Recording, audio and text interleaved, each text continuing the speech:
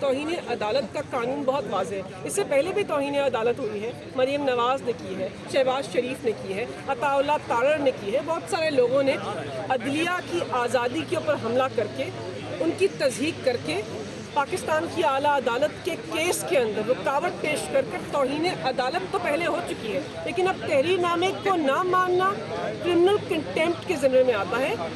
جو توہین عدالت کا قانون ہے وہ بہت واضح ہے.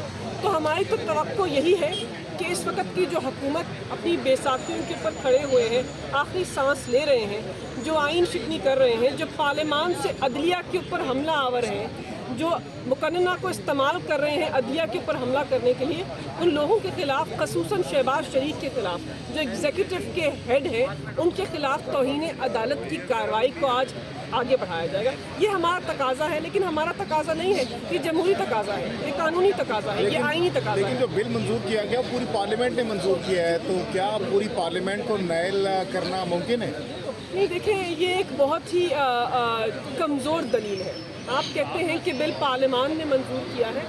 نامکمل پارلیمان, وہ پارلیمان جس کے اندر اپوزیشن کے ممبران موجود نہیں ہیں, وہ پارلیمان جو پاکستان کی عوام جو ہے ان کی خواہشات اور ان کی نمائندگی نہیں کرتی, وہ پارلیمان جس کے پاس عددی اکثریت مکمل نہیں ہے, اس پارلیمان نے جو بل پاس کیا ہے وہ ماورائے آئین ہے.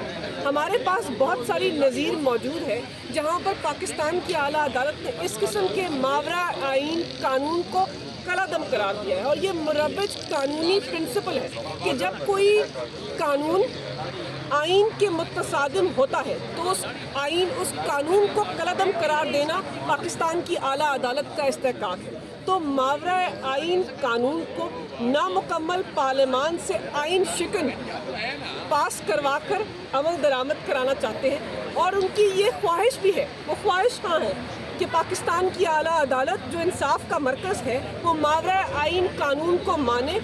وہ کر یہ رہے ہیں کہ مقننہ کر یہ رہا ہے, ایگزیکٹو کر یہ رہا ہے کہ پارلیمان کو عدلیہ کے خلاف ایک محاذ کے لیے کھڑا کیا جا رہا ہے. اس سے پہلے اس کی نظیر نہیں ملتی. شاید عامروں کے دور میں ہوتا ہوگا, لیکن یہ بھی جمہوریت کے لبادے کے اندر عامر ہے. تو یہ بھی یہی کر رہے ہیں کہ پارلیمان اور عدلیہ کو مد مقابل کھڑا کر رہے ہیں اور جمہوری نظام کو مکمل طور پر کمزور کر رہے ہیں. لیکن پاکستان کی اعلیٰ عدالت کو اس قسم کے ماورائے آئین قانون کو بالکل بھی نہیں ماننا چاہیے. گزشتہ روز پارلیمنٹ ہاؤس میں ہم نے دیکھا کہ جسٹس قاضی فائزیزہ صاحب آصف علی زرداری اور اسحاق ڈار کے رائٹ اور لیفٹ پر موجود تھے. کیا اس پر کمنٹ کرنا چاہیں گے؟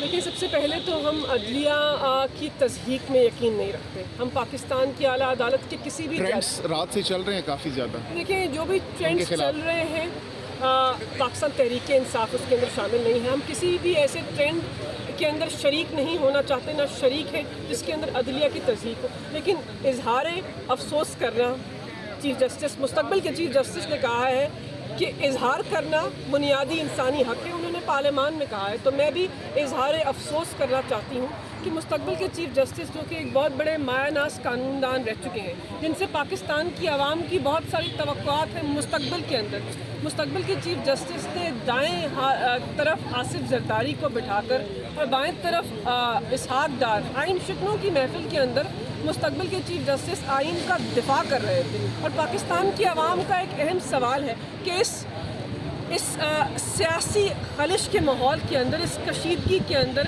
اس سیاسی ماحول کے اندر جہاں پر آپ کو شاید یہ معلوم تھا یا غیر دانستہ طور پر آپ کو معلوم نہیں تھا, آپ ایسی محفل کے اندر چلے گئے جہاں پر آئین شکن پاکستان کی سب سے بڑی جمہوری جماعت اور آپ کے برادر ججز کے اوپر حملہ آور ہوئے. آئین شکنوں نے آپ کی موجودگی کے اندر پاکستان کی اعلیٰ عدالت کے چیف جسٹس کو متنازع بنایا. آئین شکنوں نے آپ کی موجودگی کے اندر بتایا کہ آپ ہی کی عدالت کے تحریر نامے کو نہیں مانتے. تو افسوسناک ہے کہ مستقبل کے چیف جسٹس نے آئین شکنوں کی محفل کے اندر دستور کی کتاب کو اٹھایا, لیکن پاکستان کی عوام پوچھ رہے ہیں کہ جب آپ نے دستور کی کتاب کو اٹھایا تو کیا آپ نہیں جانتے تھے کہ دستور کی کتاب کو آئین شکنوں نے, جو آپ کے پاس بیٹھے تھے, ان آئین شکنوں نے دستور کی کتاب کو ردی کی ٹوکری کے اندر پھینک دیا ہے. تو کس محفل کے اندر گئے تھے, کس آئین کو ہم منا رہے تھے, اس آئین کو جس کو بار بار توڑ رہے ہیں, اس آئین کو جس کی شکوں کو یہ مانتے نہیں ہیں. تو ہم تو صرف افسوس ہی کر سکتے ہیں اس اقدام کے اوپر, اور ہماری خواہش تھی کہ چیف جسٹس, مستقبل کے چیف جسٹس اس سیاسی محفل کے اندر, اس حملوں کے اندر شامل نہ ہوتے تو پاکستان کے جمہوری نظام کے لیے بہتر ہوتا. واپس آ رہے ہیں پارلیمنٹ ہاؤس؟ دیکھیں, پاکستان تحریک انصاف نے پارلیمان میں واپس آنے کے لیے جو پٹیشن دائر کی ہے لاہور ہائی کورٹ میں, اس کا مقصد کیا تھا؟ اس کا مقصد یہی تھا کہ اس قسم کے ماورا آئین اقدامات جو ہیں ان کے اندر ہم رکاوٹ بنے, اور لیڈر آف دا اپوزیشن جو ہے وہ پاکستان تحریک انصاف سے آئے, کیونکہ ہمارے پاس وہ عددی اکثریت ہے, اور جو آدمی اس وقت اس کرسی کے اوپر بیٹھا ہے وہ پاکستان مسلم لیگ نواز کا کارکن ہے, وہ تحریک انصاف کا ممبر نہیں ہے. راجہ ریاض میں نے سندھ ہائی کورٹ سے ان کی جو پٹیشن تھی, جو درخواست تھی واپسی کی, وہ قبول ہو گئی ہے, واپس آ رہے ہیں وہ لوگ. دیکھیں, یہ تو قیادت فیصلہ کریں گے, لیکن ہماری بھی جو پٹیشن لاہور ہائی کورٹ میں تھی اس میں بھی اسپیکر کا جو الیکشن کمیشن کا جو آرڈر ہے وہ سسپینڈ ہوا ہے. کچھ صافی کہہ رہے ہیں کوئی ڈیل ہوگی آصف زرداری کے ساتھ آپ لوگوں کی؟